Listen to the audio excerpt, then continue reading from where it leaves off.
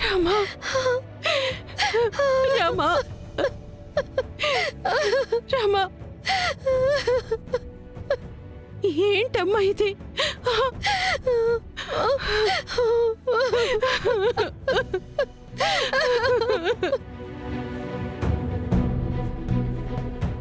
ఏంటమ్మా నీకే పరిస్థితి? నేను ఇలా చూడటానికేనా నేను ఇంకా బతికుంది? అసలు ఏం జరిగిందమ్మా? నాకేమీ తెలియదు మావయ్య. పార్టీ జరిగిన ఆ రోజు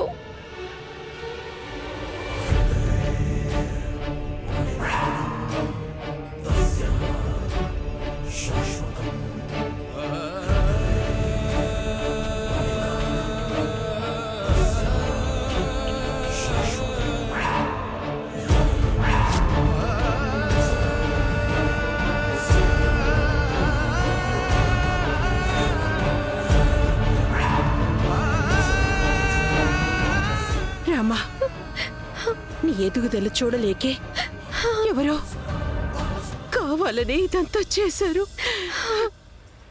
మేలిం బంగారం లాంటి నీ మీద కూడా అబండాలు వేస్తున్న దుర్మార్గులు ఎవరమ్మా?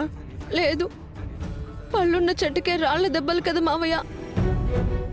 మనం మంచితనంతో కూడా బతకడం కొంతమందికి మింగుడు పడదు. ఛ!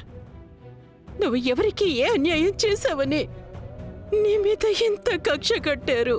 న్యాయంగా బతుకుతున్నాము అని మన మనస్సాక్షికైతే తెలుసు కదమ్మా. ఏ నిందలు నా మీద పడ్డా నిందని నిజమని రుజువు చేయలేవు. ఆ బుద్ధి గడ్డి తిన్న వాళ్ళకి బుద్ధి వచ్చేలా గుణపాఠం చెప్పాలమ్మా. శౌర్య సార్ నన్ను బయటికి తెచ్చే ప్రయత్నాలు చేస్తున్నారు.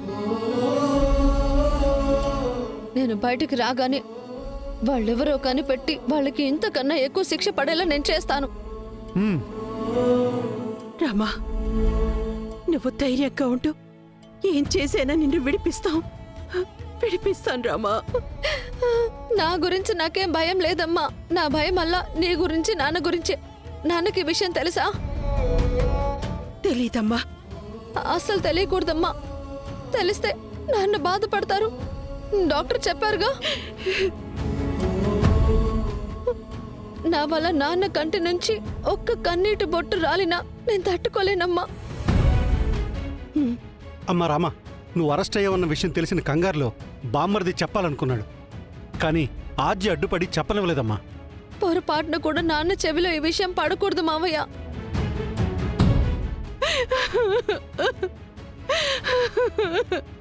అమ్మా,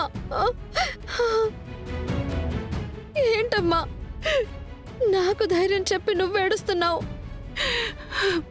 నిన్ను శౌర్య చేతుల్లో పెట్టే వరకు ఈ చేతులతో ఎంతో అపురూపంగా పెంచుకున్నాను.